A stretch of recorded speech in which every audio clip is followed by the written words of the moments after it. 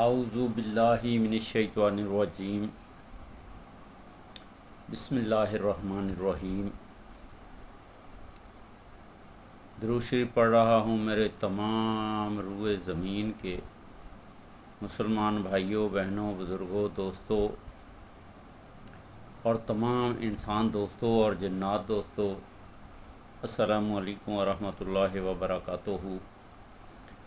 میں آپ لوگوں کے سامنے حضرت موسیٰ علیہ السلام کے وقت کے فرعونوں کا، خاص کر کے فرعون جو اس وقت کا فرعون تھا، ویسے تو دنیا کے اندر ہر وہ ظالم، ہر وہ مال و دولت والا ظالم، تکبر کرنے والا، اللہ تعالیٰ کی نظر میں وہ فرعون کہلاتا ہے۔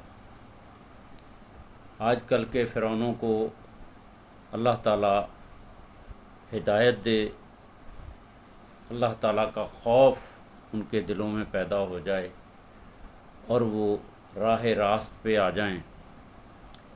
تو میں ایک حضرت موسیٰ علیہ السلام کے وقت جو فرعون تھا، اس کے ظلم، اس کا تکبر کے بارے میں قرآن مجید کی آیات کا حوالہ دیتے ہوئے اور تفسیر ابن کثیر کے توسط سے اللہ کے نبی کی احادیث کا حوالہ دیتے ہوئے اس کو پیش کر رہا ہوں۔ اور یہ آج کل کے جو فرعون ہیں، آج کل کے جو فرعون ہیں یا آنے والے وقت میں جو فرعون بننے کی کوشش کر رہے ہیں، ان کے لیے ایک بہت بڑا عبرت کا مقام ہے اور ایک عظیم ترین نشان ہے۔ تو میں اس فرعون کا ذکر آپ لوگوں کے سامنے کر رہا ہوں۔ میرے بھائیوں، یہ ویڈیو اگر اچھی لگے تو اس کو لائک بھی کیجئے گا، شیئر کیجئے گا۔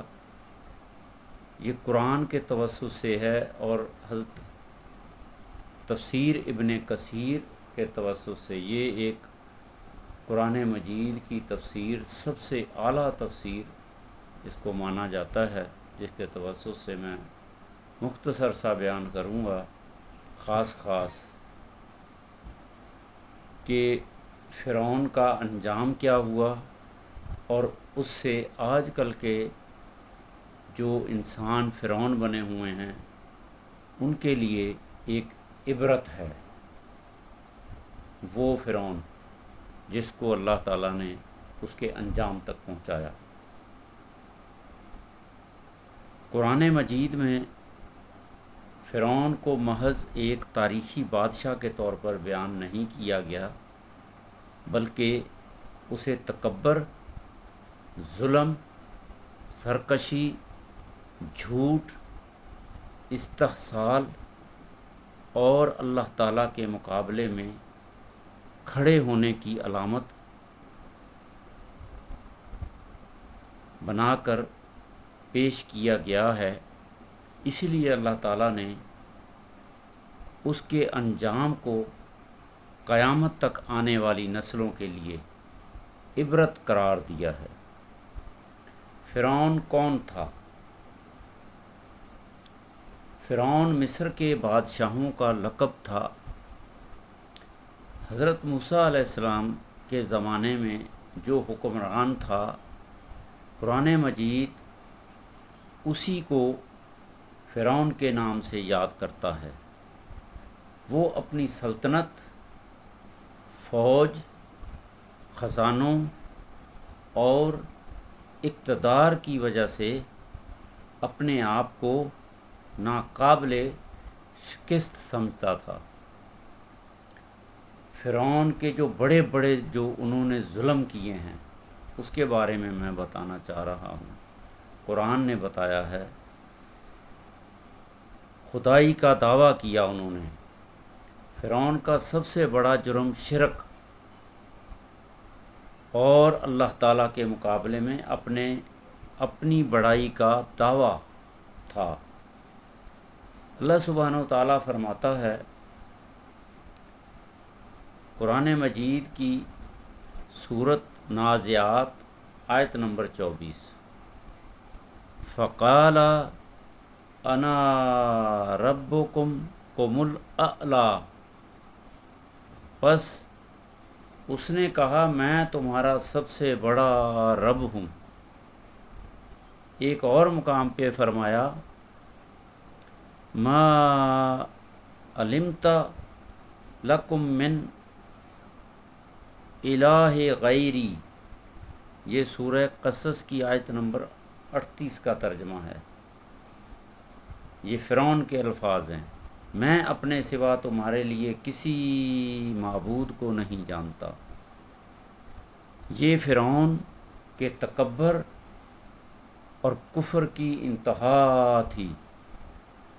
بنی اسرائیل، جسے ہم یہودی کہتے ہیں، بنی اسرائیل پر ظلم،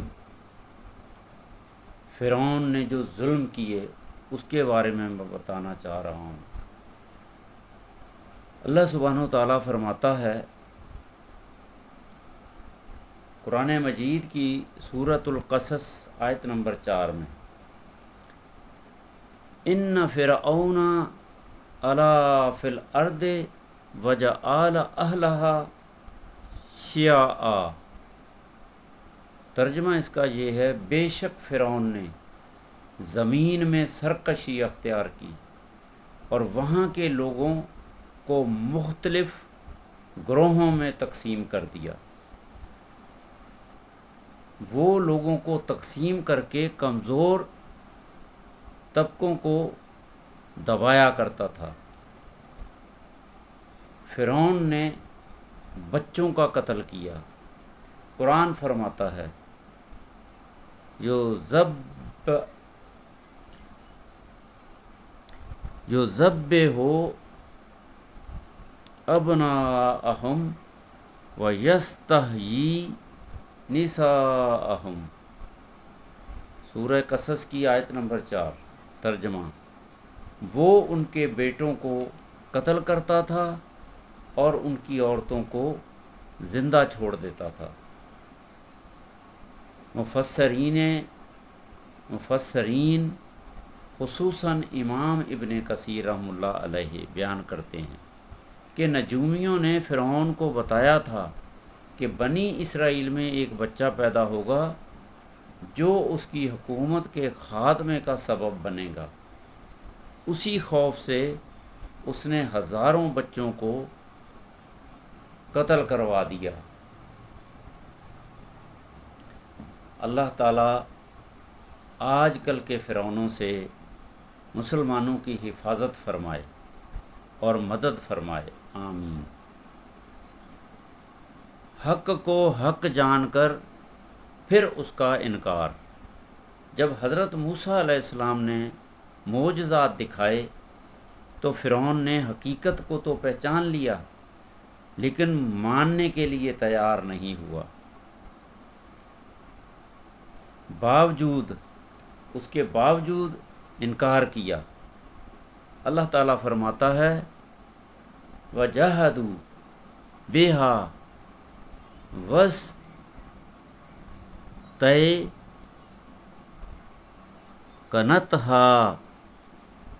أَنفُسُهُمْ وَجَاهَدُوا بِهَا وَاسْتَيْقَنَتْهَا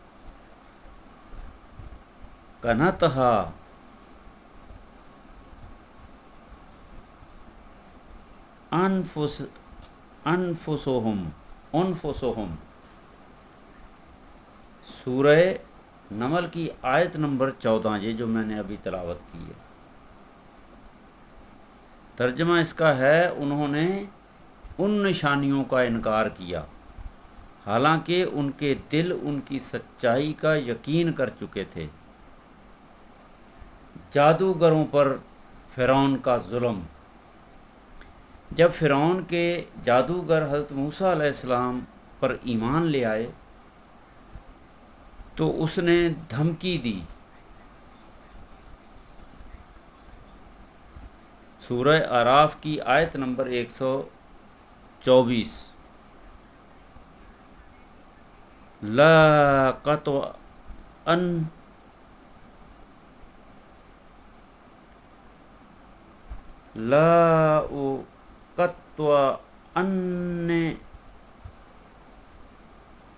أيديكم وأرجلكم من خلاف.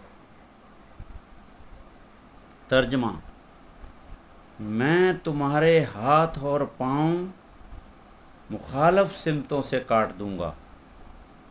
جب جادوگروں نے اپنی غلطی تسلیم کر کے حضرت موسیٰ علیہ السلام کا ساتھ دینے کے لیے تیار ہو گئے تو فرعون نے ان کو دھمکی دی کہ میں تمہارے پاؤں، تمہارے جسم کے اعضاء مخالف سمتوں سے کاٹ دوں گا. سورہ اعراف کی آیت نمبر 124. یہ اس کے ظلم کا اور انتقام پسندی کی مثال ہے. حضرت موسیٰ علیہ السلام کی دعوت. اللہ تعالیٰ نے حضرت موسیٰ علیہ السلام اور حضرت ہارون علیہ السلام کو حکم دیا فَقُولَا لَهُ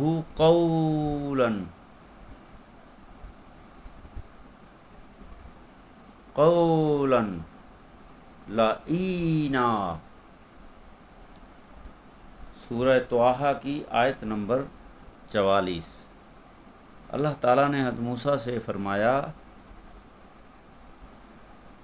فرعون کے پاس جاؤ اور اس سے نرمی کے ساتھ بات کرنا،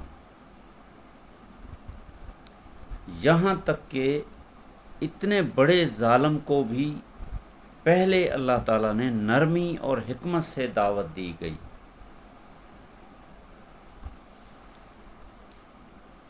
فرعون کے اوپر اللہ تعالیٰ کی طرف سے آنے والے عذاب، نشانیاں.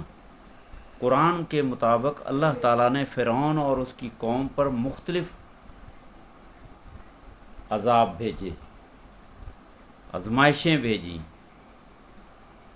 فرعون کی قوم کو قحط میں مبتلا کیا. فرعون کی قوم کے اوپر طوفان آئے، ٹڈیوں کا طوفان آیا، جوؤں کا طوفان آیا، مینڈکوں کا طوفان آیا، خون برسا ان کے اوپر. سورہ اعراف کی آیت نمبر 133. مگر وہ ہر بار وعدہ کر کے پھر مکر جاتا تھا. سمندر میں فرعون کا انجام کیا ہوا؟ آخر کار اللہ سبحانہ و تعالیٰ نے بنی اسرائیل کو فرعون سے نجات دی اور فرعون کو سمندر میں غرق کر دیا. اللہ تعالیٰ فرماتا ہے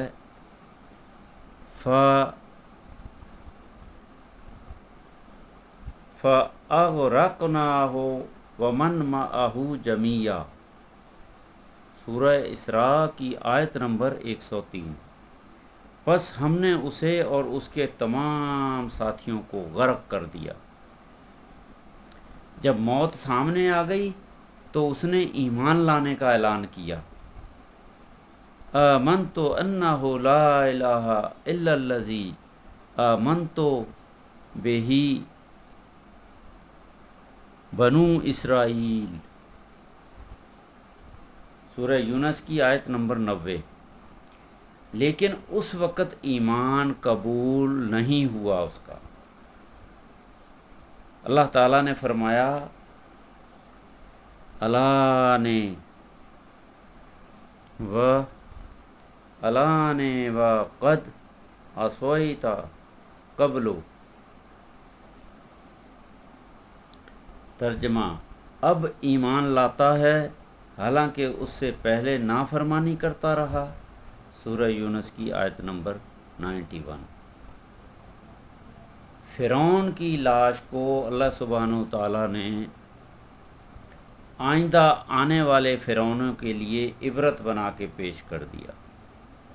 اس کی لاش کو محفوظ رکھنے کی حکمت۔ اللہ تعالیٰ فرماتا ہے فَالْيَوْمَ نُنَجِّيكَ بِبَدَنِكَ لِتَكُونَ لِمَنْ خَلْفَكَ آیات، سورہ یونس کی آیت نمبر 92۔ ترجمہ اس کا ہے آج ہم تیرے جسم کو بچائیں گے تاکہ تو اپنے بعد والوں کے لیے نشانی بن جائے، یعنی اس کا جسم لوگوں کے لیے عبرت بنے۔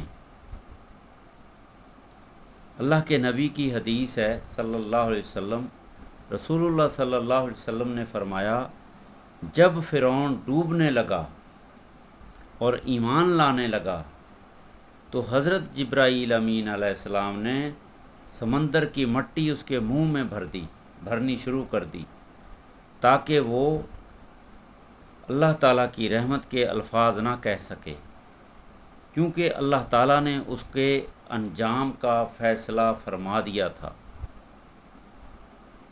حدیث جامعہ ترمذی میں ذکر ہے اس کا۔ اس حدیث سے معلوم ہوتا ہے کہ فرعون نے پوری زندگی حق کا انکار کیا اور آخری لمحے کا ایمان اس کے لیے نجات کا سبب نہ بن سکا۔ تفسیر ابن کثیر کی روشنی میں امام ابن کثیر رحمۃ اللہ علیہ لکھتے ہیں کہ فرعون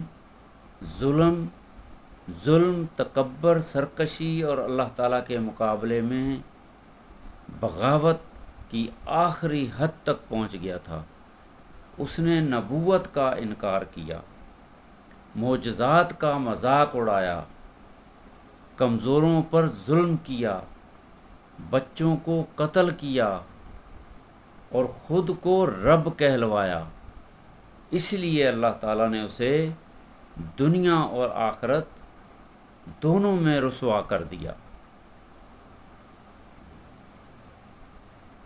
فرعون سے آئندہ آنے والی انسانوں، مسلمانوں کے لیے سبق یہ ہے، تکبر انسان کو ہلاکت تک پہنچاتا ہے، اقتدار ہمیشہ باقی نہیں رہتا، ظلم کی مہلت مل سکتی ہے، نجات نہیں۔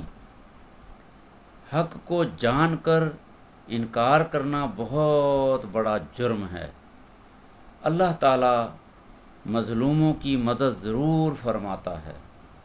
موت کے وقت کا ایمان ہمیشہ فائدہ نہیں دیتا۔ دنیا کی طاقت اللہ تعالیٰ کے سامنے کچھ حیثیت نہیں رکھتی۔ صحابہ، تابعین، ائمہ کا موقف۔ حضرت عبداللہ بن عباس رضی اللہ تعالیٰ عنہ، حضرت عبداللہ بن مسعود رضی اللہ تعالیٰ عنہ، امام ابو حنیفہ رحم اللہ علیہ، امام مالک رحم اللہ علیہ، امام شافعی رحم اللہ علیہ، امام احمد بن حنبل رحم اللہ علیہ اور دیگر اہل علم سب اس بات پر متفق ہیں کہ فرعون اللہ تعالیٰ کے بڑے باغیوں اور مجرموں میں سے تھا اور اس کا انجام قیامت تک ظلم کرنے والوں کے لیے عبرت ہے۔ میرے مسلمان بھائیوں، فرعون کا ذکر بہت آیا ہے قرآن مجید کے اندر۔ آپ فرعون کے بارے میں جب قرآن مجید کی تلاوت کریں گے، ترجمے کے ساتھ پڑھیں گے، تو بہت ساری آیات، بہت ساری صورتوں میں اللہ تعالیٰ نے فرعون کے ظلم کے واقعات بیان کیے ہوئے ہیں۔ جس بھی میرے مسلمان بھائی کے پاس ٹائم ہے، زندگی میں موت جب سامنے کھڑی ہوتی ہے، پھر 1 منٹ کا بھی سوچنے کا ٹائم نہیں دیتی۔ تو میرے مسلمان بھائیوں، اللہ تعالیٰ کی کتاب کو پڑھو، قرآن مجید کو پڑھو، اللہ تعالیٰ نے بہت سارے فرعونوں کا ذکر کیا ہے۔ بابا آدم علیہ السلام کے بعد جتنے بھی انبیاء آئے ہیں ان کے ساتھ بہت بڑی بڑی آزمائشیں گزری ہیں، لیکن کامیاب ہمیشہ سچ ہوا ہے۔ سچ کی کامیابی ہے، جو اللہ تعالیٰ کے احکامات پہ چلتا ہے کامیابی اسی کی ہے۔ اللہ تعالیٰ اس کو، وہ دنیا میں نہیں ہے پھر بھی اللہ تعالیٰ اس کو آخرت تک زندہ رکھتا ہے۔ تو اللہ تعالیٰ سب کو سمجھ دے۔ اصل میں میرا یہ بیان کرنے کا مقصد صرف یہ تھا کہ فرعون کی زندگی کو آپ اٹھا کر دیکھیں، اس کا انجام کیا ہوا، اور اس نے خدائی کا دعویٰ کیا، تکبر کیا، ظلم کیا غریبوں پہ، اور انسانوں کے اندر، اس وقت کی قوم کے اندر تفرقہ ڈالا، فرقہ واریت ڈالی۔ اللہ تعالیٰ تمام مسلمانوں کو آپس میں یکجا کر دے، آپس میں متفق کر دے، اور ان کا اتحاد قائم ہو جائے، اور اللہ تعالیٰ پوری روئے زمین پہ مسلمانوں کو کامیابی دے۔ اللہ تعالیٰ مدد فرمائے، آمین ثم آمین۔ میرے بھائیو، یہ ویڈیو اچھی لگے تو اس کو لائک کریں، شیئر کریں، سبسکرائب کریں۔ آخر میں پھر اللہ کے نبی کے اوپر درود پڑھ رہا ہوں۔ اللہ کے نبی کے اوپر درود ضرور پڑھا کریں، کیونکہ یہ ہمیں جو زندگی ملی ہے، جو بھی زندگی کے لمحات کہہ لیں، گھڑیاں کہہ لیں، تو یہ اللہ کے نبی کے توسط سے ہے، اور جو مسلمان ہے اس کے اوپر تو لازم ہے کہ وہ اللہ کے نبی کے اوپر درود ضرور پڑھے، اللہ تعالیٰ کی حمد و ثنا بھی کرے۔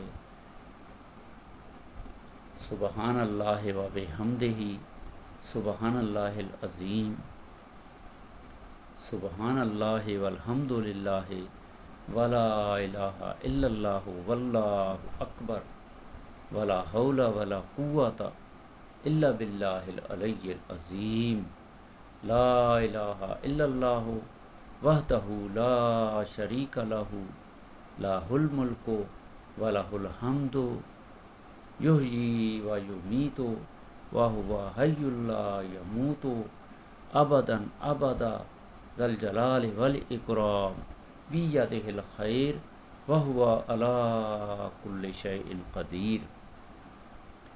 اللہ تعالیٰ تمام روئے زمین کے مسلمانوں کو بار بار دین کی بات سننے کی، سمجھنے کی، اس پہ عمل کرنے کی، اور اس کو آگے تمام روئے زمین کے مسلمانوں انسانوں تک پہنچانے کی توفیق دے۔ اور میری تمام روئے زمین کے مسلمانوں، انسانوں اور جنات سے ریکویسٹ ہے، درخواست ہے، جو پڑھ نہیں سکتے تو وہ سن لیں، کیونکہ سننے کی اللہ تعالیٰ نے طاقت تمام انسانوں اور جنوں کو دی ہے۔ ہاں یہ ضرور ہے کہ دنیا کے اندر بہت سارے انسان اور جن جو پڑھ نہیں سکتے، لکھ نہیں سکتے، علم کی کمی ہے، لیکن سننے کی توفیق اللہ تعالیٰ نے سب کو دی ہے۔ تو اللہ تعالیٰ سب کو سمجھ دے، عقل دے، ہدایت دے۔ میں نے جو بھی بولا ہے یا پڑھا ہے، پڑھ کے سنایا ہے، اس کے اندر بولنے میں، پڑھنے میں، لکھنے میں، زیر زبر پیش میں، تلفظ میں، تلاوت میں، قرآن کی آیات پڑھنے میں اگر کوئی غلطی سرزد ہوئی ہے تو اللہ تعالیٰ سے معافی مانگتا ہوں۔ میرے علماء حضرات، مجھے جو بھی زیر زبر پیش کی کوئی غلطی ہے تو مجھے کمنٹس میں بتا دیں، میں آئندہ اس کو درست کرنے کی کوشش کروں گا۔ اللہ تعالیٰ میرے اس چھوٹے سے میسیج کو انسانوں تک پہنچا دے، کیا پتہ کسی انسان کو ہدایت مل جائے، سمجھ آ جائے، عقل آ جائے، اور اس کے توسط سے اللہ تعالیٰ ہماری بھی بخشش فرما دے۔ آمین ثم آمین یا رب العالمین۔ ربنا تقبل منا انک انت السمیع العلیم وتب علینا انک انت التواب الرحیم۔ آمین۔